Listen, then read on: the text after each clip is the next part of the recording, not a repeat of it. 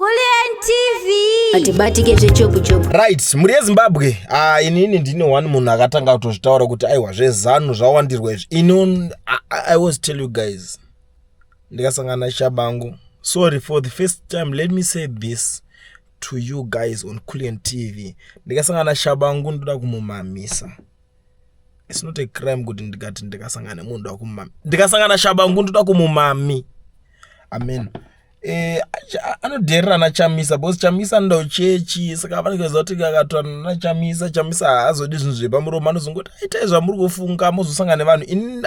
I don't tolerate this nonsensical things. Now, Shabangu, apana zvinhu zvari kutaura, ari kuti as a responsible citizen of Zimbabwe, I see nothing wrong with these amendments to the constitution. There is a need for continuity in development across all sectors of economy and to reduce unnecessary spending during election periods which jeopardizes meaningful development. That's what he's saying. I don't know if it makes sense honestly, because zvinhu zvaari kutaura mukomano kwandiri inini hazvisi kumeka sense. Shabangu ari kuti anzi ngatingosvika ikuti 2030 ngakungoextendwa amen.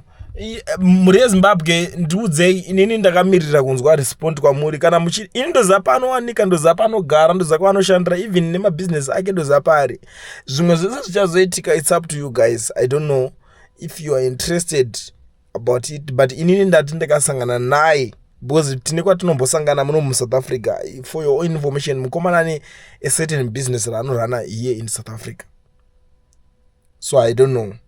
In action matoinzwa